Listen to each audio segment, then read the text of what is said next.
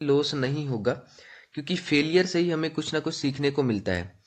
ठीक है।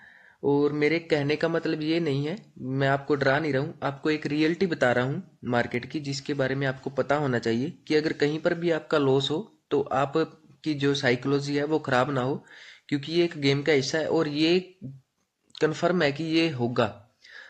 ठीक है। और कितना होगा वो आप पर डिपेंड करता है, आपकी साइकोलॉजी पर डिपेंड करता है कि आप कितना लॉस बेयर कर सकते हो, आपकी स्ट्रैटेजी पर डिपेंड कर सकता है कि आपने अपना लॉस कितना लिमिट किया हुआ है। ठीक है। और देखिए दोस्तों, दुनिया का कोई भी कोर्स या बुक है वो आपको क्या है, आपकी साइकोलॉजी में, आपके सेल्फ कंट्रोल में, इसमें एक्सपर्ट नहीं बना सकता। इसके लिए आपको खुद से ही मेहनत करनी पड़ेगी, और ये जो सारी चीज़ें हैं या आप पर ही डिपेंड करती हैं। लेकिन इसका मतलब ये नहीं है कि कोई भी कोर्स आपके बिल्कुल ज़रूर काम का नहीं है। देखिए दोस्तों, आपको यहाँ से बेसिक्स सीखने को मिलेंगे जिस पर आप लगातार वर्क करोगे, बार बार आपको स्ट्रेटजीज मिलेंगी। ठीक है। इन पर अगर आप लगातार वर्क करोगे तो आपकी जो साइकोलॉजी है और स्ट्रेटजी है वो ऑटोमेटिक जो है मेंटेन हो जाएंगी।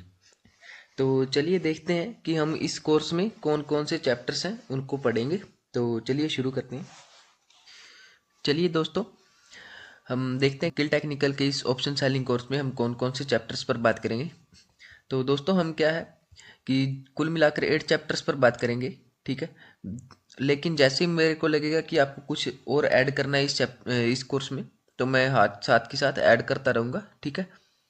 तो सबसे पहले देखते हैं कि हम कौन कौन से चैप्टर्स पर बात करेंगे। ठीक है। तो जो हमारा पहला चैप्टर होगा वो बेसिक्स ऑफ डेरिवेटिव। ठीक है। डेरिवेटिव मार्केट के जितने भी बेसिक्स बनते हैं, फ्यूचर कॉन्ट्रैक्ट, ऑप्शन कॉन्ट्रैक्ट, ठीक है, कॉल पुट क्या चीज़ें होती हैं, क्या एक्सपायरी क्या होती है, ऐसी छोटी छोटी जितने भी बेसिक्स बनते हैं इसके, जो हमें पता होनी चाहिए, उन सभी के ऊपर बात करेंगे। और जो है चैप्टर नंबर 2 में हम देखेंगे ऑप्शन चैन के बारे में, कंप्लीट ऑप्शन चैन का एनालिसिस करेंगे। ठीक है। कि ऑप्शन चैन के छोटे छोटे कंपोनेंट्स हैं, जैसे कि ओपन इंटरेस्ट हो गया सबसे इम्पोर्टेंट, आईवी क्या चीज़ होती है। ठीक है। इन चीज़ों के ऊपर बात करेंगे। और आईवी कैसे मार्केट को इफेक्ट करती है, ये सभी जो छोटी छोटी बातें बनती हैं मार्केट में जो हमें जानना जरूरी है, इन सभी चीज़ों के ऊपर बात करेंगे। और इसी चैप्टर में हम देखेंगे कि जो हमारा ऑप्शन प्रीमियम है वो कैसे बनता है, कि ऑप्शन प्रीमियम क्या होता है, ऑप्शन प्रीमियम कैसे बनता है। ठीक है। इन सभी चीज़ों के ऊपर बात करेंगे।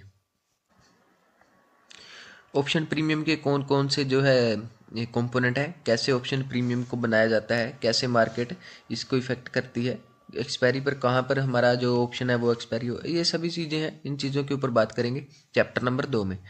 चैप्टर नंबर 3 में हम ऑप्शन ग्रीक्स को देखेंगे, जो कि कंप्लीट एक मैथमेटिकल के ऊपर जो है हमारा चैप्टर होने वाला है, मैथमेटिक्स के ऊपर। ठीक है। कि ऑप्शन ग्रीक क्या होते हैं, कितने प्रकार के हमारे ऑप्शन ग्रीक हैं, कैसे ये प्रीमियम को इफेक्ट करते हैं मार्केट की मूवमेंट के साथ या मार्केट की वोल्टिलिटी के साथ, जो भी हमारी इंटरेस्ट रेट्स होती हैं इन सभी के साथ कैसे जो है ऑप्शन प्रीमियम को इफेक्ट करते हैं ऑप्शन ग्रीक्स। इन चीज़ों के ऊपर बात करेंगे चैप्टर नंबर 3 में।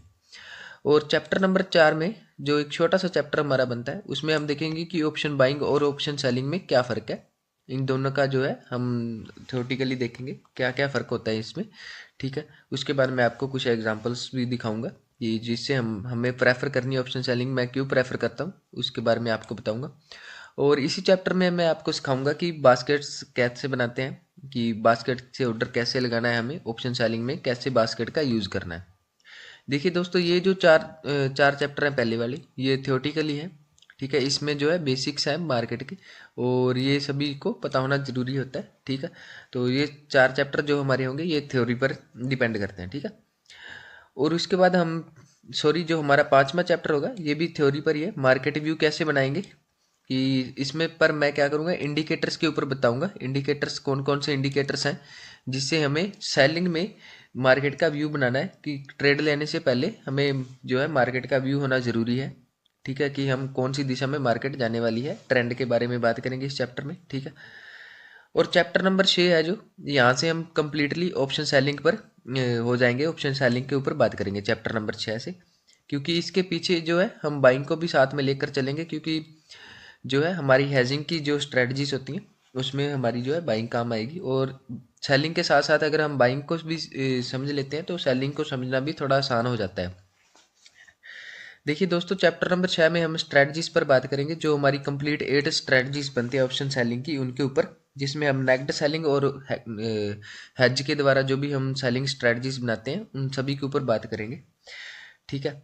और चैप्टर नंबर 7 में हम बात करेंगे कि जो हमारी आयरन कॉन्डर स्ट्रेटजी है ऑप्शन सेलिंग के लिए, जो सबसे ज़बरदस्त स्ट्रेटजी है आयरन कॉन्डर, उसी को ही लेकर मैं चलूँगा चैप्टर नंबर 7 और 8 में। ठीक है, इन दोनों के ऊपर बात करेंगे हम। ठीक है, चैप्टर नंबर 8 में हम बात करेंगे कि जैसे हमारी मान लीजिए कोई पोजीशन चल रही है, उसमें कोई गड़बड़ हो रही है, हम लॉस में जा रहे हैं, तो उस ऑनगोइंग पोजीशन को हमने कैसे मैनेज करना है। मेरे कहने का मतलब इसमें हम बात करेंगे हमारी जो एडजस्टमेंट थ्योरीज होती हैं उनके ऊपर। ठीक है। चैप्टर नंबर 7 में हम स्टैंडर्ड डेविएशन और जो अदर फॉर्म्स है जिससे हम स्ट्राइक प्राइस को चूज करते हैं, इन सभी चीज़ों के ऊपर बात करेंगे। देखिए दोस्तों, आप में से बहुत सारे ऐसे लोग होंगे जिन्हें ये भी नहीं पता होगा कि स्टॉक मार्केट कैसे काम करती है। तो इसके लिए मैं आपको एक रियल लाइफ एग्जांपल बताऊंगा, जिससे